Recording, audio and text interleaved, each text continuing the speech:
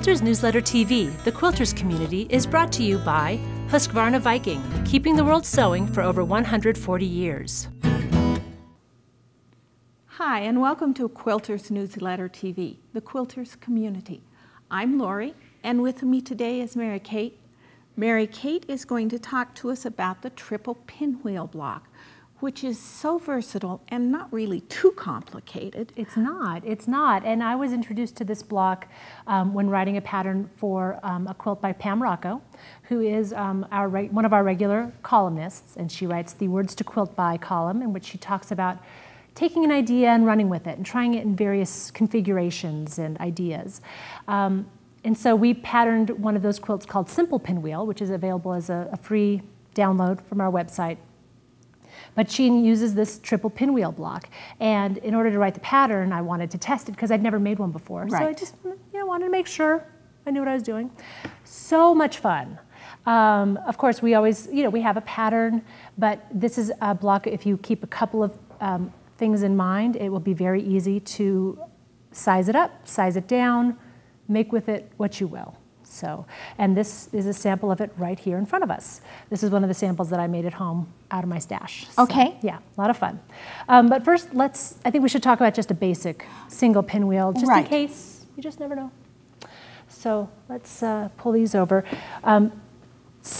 Regular pinwheels, or just pinwheel blocks as we typically call them, made with half-square triangle units, which two triangles put together, and the typical way in which we make these, we'll just go over it really quickly, is you put your two squares, you take squares of a given measurement.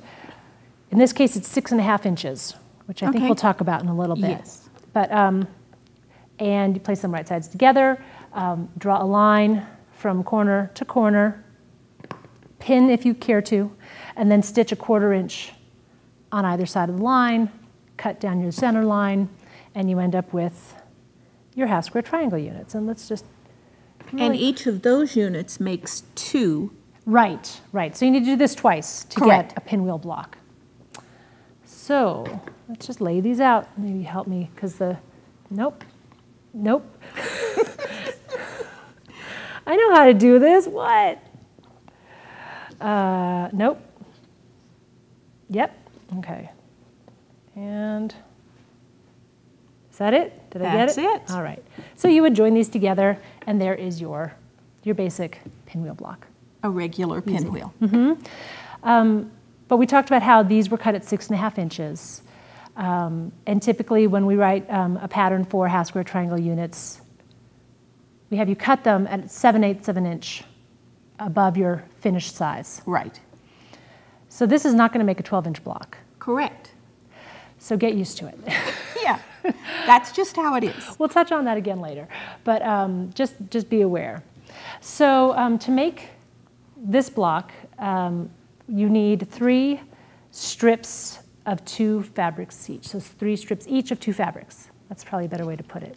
I used pre-cut 2.5 inch strips, and in fact the pattern was written for 2.5 inch strips, which will finish, and when they're put together, at 6 inches, plus your 1/2 inch seam allowance.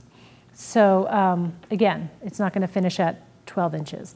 But you join them like this, so 2 of fabric A and 1 of fabric B, 2 of fabric B, 1 of fabric A. Okay.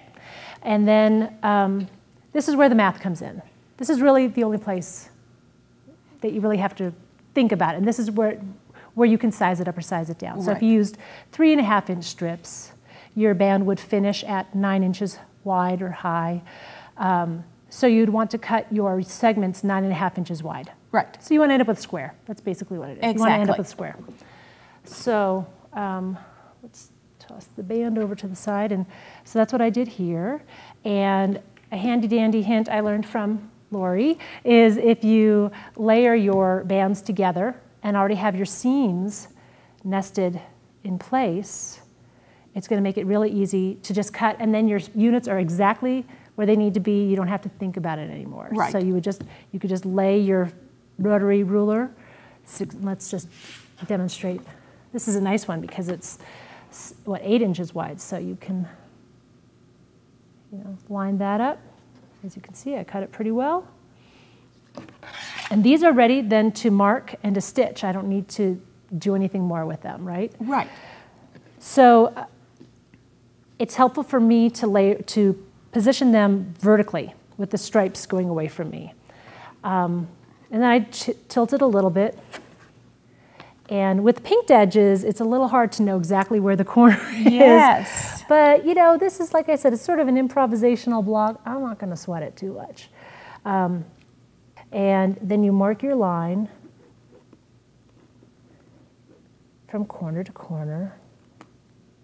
And because you're working with the bias, it's trying to wiggle around a little bit. Yeah, so take your time. Don't rush through it the way I am doing it right now. Do it as well as you need to.